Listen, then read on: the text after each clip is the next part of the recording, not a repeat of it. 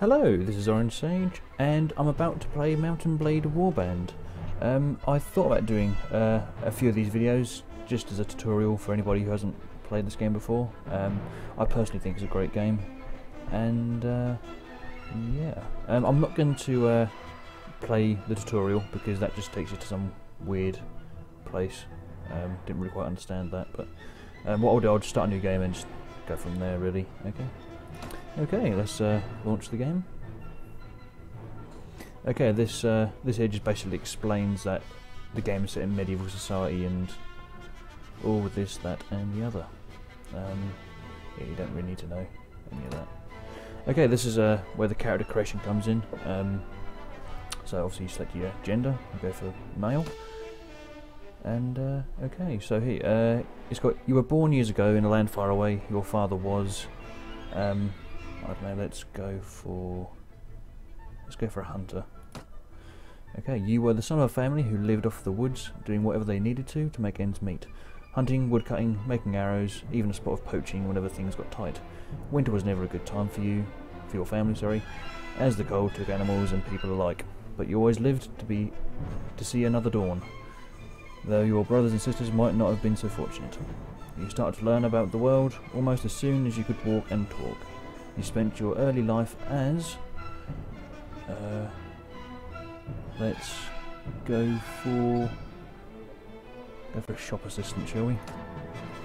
As a boy growing out of childhood, you apprenticed to a wealthy merchant, picking up the trade over the years of working shops and driving caravans. You soon become adept at the art of buying low,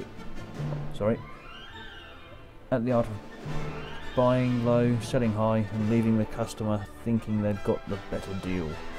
Then, as a young adult, life changed as it always does. You became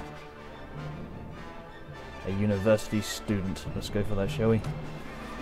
Though your distinction felt sudden to you, somewhat along the way, you became a man, and the whole world seemed to change around you. You found yourself as a student in the university of one of the great cities where you studied theology, philosophy, and medicine. But not all of your lessons were learned in the lecture halls. You may or may not have joined in with your fellows as they roamed the alleys in search of wine, women, and a good fight. However, you certainly were able to observe how a broken jaw is set, or how an angry townsman can be persuaded to set down his club and accept cash compensation for the destruction of his shop. That sounds quite disastrous, doesn't it? Anyway, but as soon as everything changed and you had decided to strike out on your own as an adventurer, what made you take this decision was... let's go for being forced out of your home because you're a little shit. You don't even know exactly what caused you to give up on your old life and become an adventurer. However, you know you cannot go back. There's nothing to go back to. Whatever home you may have had is gone now, and you must face the fact that you're out in the wide world, alone to sink or swim. Okay, lovely. Become an adventurer and ride to your destiny. Look at that. What will the game's saving policy be? Realistic.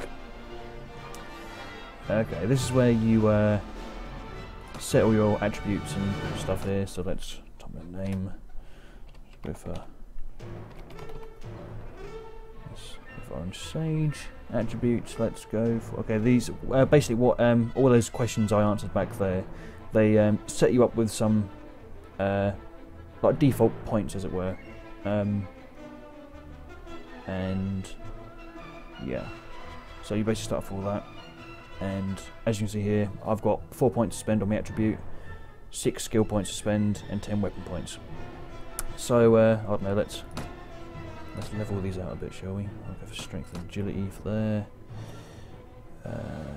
Skill points. Okay, yeah, and at the top here, in the top right hand corner, that will just basically gives you a brief description of what that skill does. Okay, I'm gonna go for Iron Flesh because I know for certain that increases my hit points. Power Strike increases melee damage. I never actually go for throwing. I will say that I just never get the hang of throwing weapons, so I'm not going to go for that. Power Draw, that's at 1 already, that's fine. I'll go for Shield. Athletics improves your running speed. riding your horses. Horse archery. Again, I don't really use horse archery, I won't go for that. Trainer is important. That basically determines how well you can train your party, basically, and how much experience they gain. So I'm just gonna put one on that. Tactics. First aid.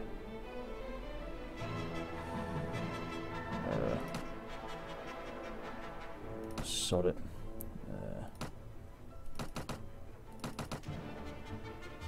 And a few other random points, which I can actually. Cool. Okay, so this is where you just change your. Let's make him really young hair colour. Let's make him a redhead like me, shall we?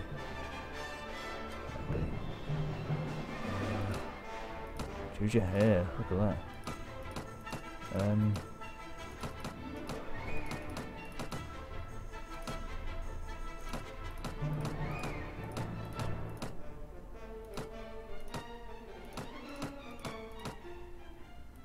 Tell you what, let's just go for the default hair. That'll do. That'll do. I won't mess around with that, but obviously you can. Okay. So I'll read this out to you. You hear about Calradia, a land torn between rival kingdoms battling each other for supremacy, a haven for knights and mercenaries, cutthroats and adventurers, all willing to risk their lives in pursuit of fortune, power or glory. In this land, which holds great dangers and even great opportunities, you believe you feel you may leave